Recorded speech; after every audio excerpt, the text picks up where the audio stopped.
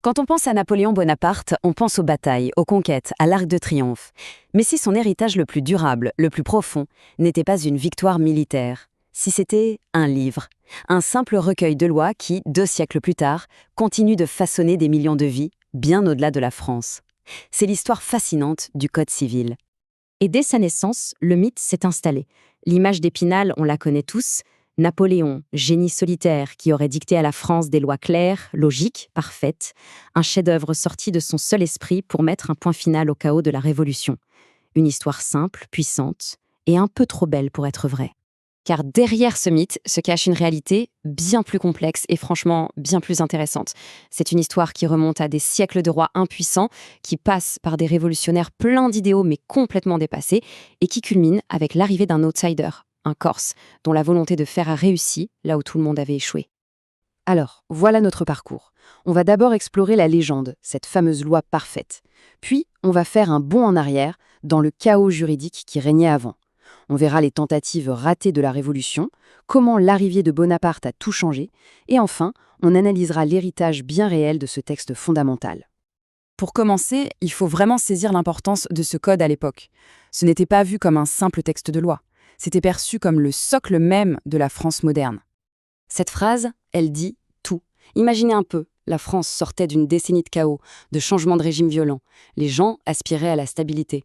Eh bien, le Code civil leur a donné bien plus que des règles sur l'héritage ou le mariage. Il a offert un point d'ancrage, des certitudes. Mais pour mesurer l'exploit, il faut se souvenir du bazar que c'était avant. Avant Napoléon, parler de la loi française, ça ne voulait rien dire. Un Français ne vivait pas sous une loi, mais sous des centaines de lois locales différentes. C'était une véritable mosaïque juridique.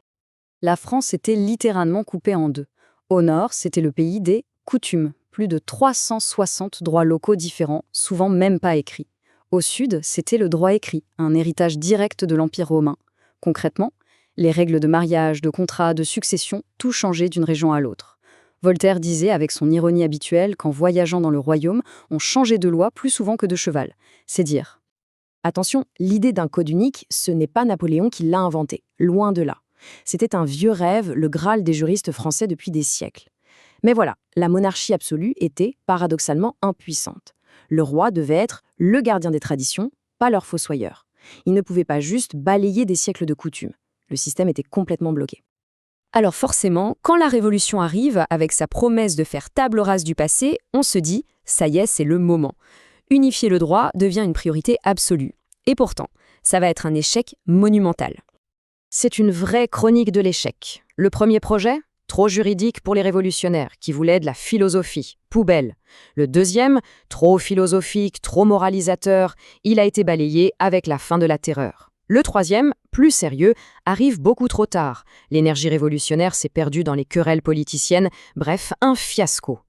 Et ce n'est pas qu'une formule, le projet était vraiment vu comme impossible à réaliser. Après presque 10 ans de révolution, la France était toujours aussi divisée. Le rêve semblait enterré pour de bon. C'est dans ce climat de résignation totale qu'un jeune général ambitieux va prendre le pouvoir. Pour réussir là où les rois et les révolutionnaires avaient échoué, il fallait autre chose. Il fallait une perspective nouvelle. Il fallait quelqu'un qui ne soit pas prisonnier des vieilles traditions françaises.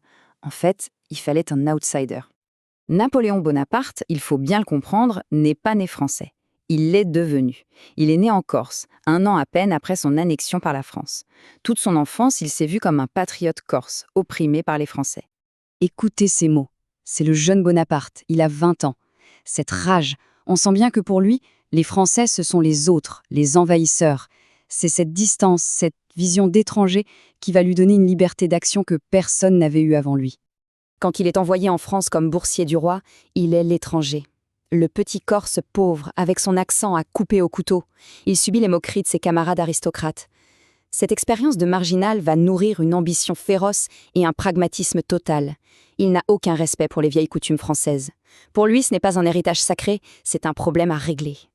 Sa méthode, c'est un coup de génie politique. D'abord, il impose l'ordre. Fini le chaos, on se met au travail.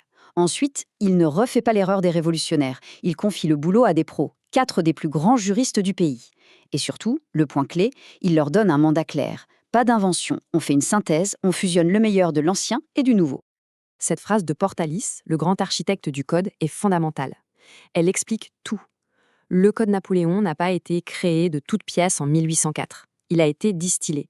C'est le résultat de siècles de droit romain et de coutumes germaniques passés au filtre des Lumières et de la Révolution. Le vrai génie de Bonaparte, ça a été de commander et de piloter cette distillation. Alors, qu'est-ce que ça donne, ce grand mélange? Un texte révolutionnaire ou conservateur? Eh bien, la réponse, c'est les deux. Et c'est justement ça, le secret de sa solidité. C'est un compromis historique absolument brillant. D'un côté, il grave dans le marbre les acquis de la Révolution. Égalité civile, liberté de contrat, propriété privée sacrée. C'est la grande victoire de la bourgeoisie.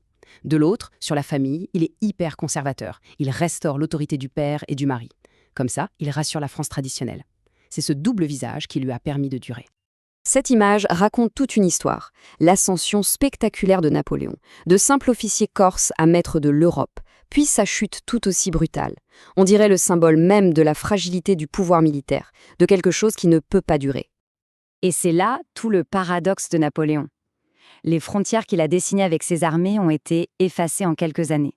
Son empire s'est écroulé. Mais son code civil, lui, il est resté. Il a été adopté ou a inspiré les lois de dizaines de pays à travers le monde. L'encre du législateur s'est révélée bien plus indélébile que le sang des champs de bataille. Finalement, l'histoire du Code Napoléon nous pose une question sur la nature même du pouvoir. Est-ce que le vrai pouvoir, c'est de commander des armées et de conquérir des territoires? Ou est-ce que c'est de définir les règles qui gouvernent la vie de tous les jours, la famille, la propriété, pour des générations et des générations, bien après que les canons se sont tus? Napoléon voulait être Charlemagne. Il a été, peut-être sans le savoir, un Justinien des temps modernes.